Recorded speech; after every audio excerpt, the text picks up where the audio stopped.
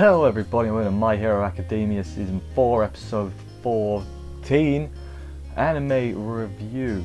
This episode, somehow it felt like a proper cooldown episode, but at the same time, stuff was definitely happening. There was definitely stuff going on. We'll get to it in a minute. But yeah, it was just mental. Also just wanted to give a shout out to all the people tweeting, because My Hero was trending last week. I mean, I shouldn't have been surprised, but I was a little bit. It was cool. It's always cool when anime trends on Twitter, because it's like it's our little bubble, and there it is, worldwide trend. It's cool. I like it. But yeah, this episode, as I said, was solid. You know, it was a bit slow. No, it wasn't slow. It was an epilogue, weren't it? It was meant to be. It was cool down, but at the same time, they gave us a little hints as to what's going on in the future. So anyway, let's just jump into the episode. Episode begins with a brief recap of Deku defeating Overhaul. I say a recap, it's just the end of the fight. Good stuff there. And then we go to that lackey. Remember Aizawa's being held by that one guy? It's okay, I forgot as well. Yeah, he's going to finish him off with a knife. Sun Eater makes the save though. He's got Mirio with him as well. So yeah, Aizawa's saved with them. Sue shows up and comes get them to him. He's like, Deku's doing a thing. We need to go see what Deku's doing. And then we go back to Deku. He's getting, at this point, Eri's quirk is like entered supernova stage, and even Deku can't. He's on the ground like, okay, this is starting to hurt a bit now. I may be dying here.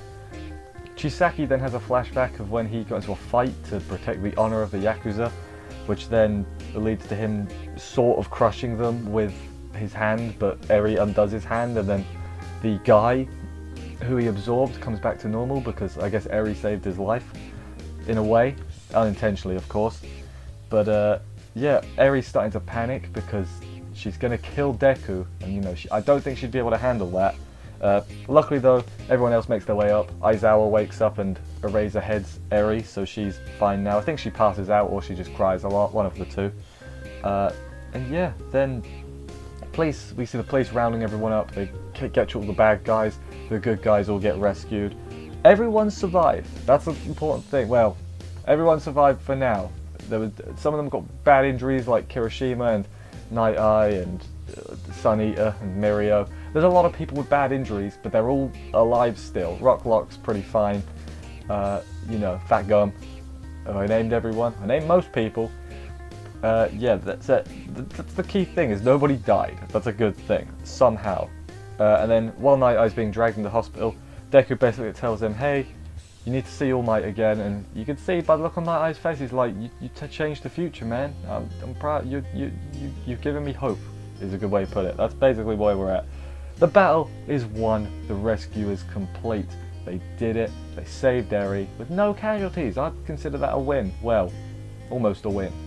Before we go to the hospital though to see what's up with all them, we have a brief interruption from the League of Villains. Remember them? Also, I forgot to mention Toga like stared at Deku a little bit longer earlier when he was down on the ground. So, you know, because she's Toga, that's what she does. Anyway, League of Villains proper now. They're going after Chisaki. He's in like a armoured car being taken to a villain hospital, fair enough. And the League of Villains are going to get him, basically. Or more specifically, the drugs that he has on him. Or I guess the cops have him. But you know, they're in the same truck as him.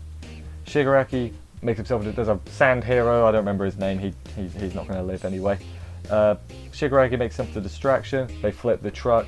Dabi incinerates the hero, because of course he does. Learn that he's also been just killing people, burning them alive, so Dabi, you sick man. Shigaraki then takes the drugs and cuts off Chisaki's limbs so he can't use his ability. I guess that's how that works, his quirk, sorry. And then just leaves him in the road, crying, because they make Chisaki look like a right little bitch in this part. Shigaraki just destroys him. I know he's tied up, but even then, he's just like...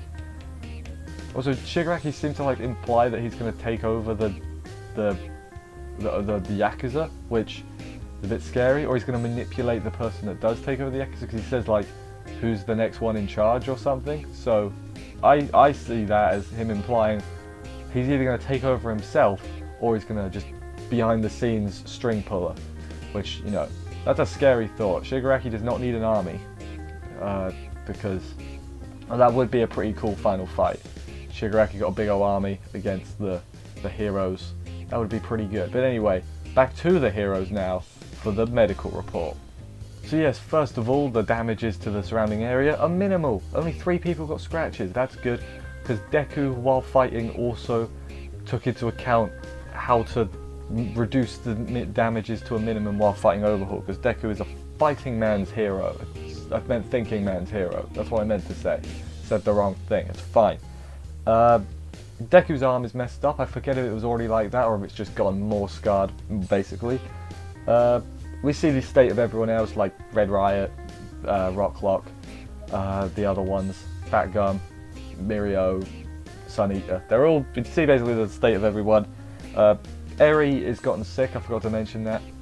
So she's in quarantine, basically because they don't quite know what to do. Like if anyone's near her, could be in trouble. So they've got to be careful with her quirk. It's essentially because it only works on living things. You can't really practice on a living thing. That's human experimentation, sort of. So yeah, not great. Go to the next room. All Might's there, Recovery Girl are there, because basically, yeah, they can't save Night Eye. There's Bubble Girl's crying. It's, yeah, he's not being saved. There's a, you know, they all go see him. It's very sad. It was. I'm not sure if I liked the fact there was no music for the first bit. It felt kind of weird, but I guess you did hear the heartbeat monitor, so that sort of worked. Maybe would have liked a little bit of piano or something. That's just a preference, though. Basically says, hey, you changed the future with energy. Like everyone's energy and willpower is probably a better way to put it. Willpower to change that future. Change the future, I guess, is how I looked at what he was saying. Then Mirio shows up as well, and I was like, basically like, you're like a son to me, Mirio. And he uses his foresight on Mirio, and he's like, you'll still become a great hero. Although when he uses it, we don't see the images, so maybe either it didn't work, and he's just saying that, or like we just didn't get to see it. So yeah, maybe. But yeah, he'll become a great hero. I was really hoping for a Deku, you know, like the mirror with All Might, even without a quirk, you can still become a hero thing. I was sort of hoping for that, but we got next week. It looks like they're going to talk next week, so we might get that then. There's tears all around, and then he dies with a smile on his face. And that was the end of the episode. Bit of a bump, like a down ending, but you know, it was good. Poor Night Eye, you know, I had a feeling he would die. He got that's a big old hole, you know. I guess I was gonna say I guess they could have used Eri, but I don't want to use her as a tool. So I guess, and also she can't really use her quirk. Would she be able to rewind his stomach closed? In theory, I don't know. But also, again, she can't control it. I want to see Eri as a hero, because think of all the cool things you could do with her ability, a quirk. I keep saying ability. That's what happens when Railgun's airing at the same time. I'm gonna get the terms confused. It's gonna happen. But yeah, I'm a bit somber this week. Poor Night Eye. Oh. I'm not sure what we're gonna do for the rest of the season. I think last episode was certainly going to be the peak of this season. You know how like season 3 had All Might versus One for All. Nope, All for One. Got to get it right. And that was sort of like, that was definitely the peak. I don't think the rest of it was bad. It was just, that's the peak.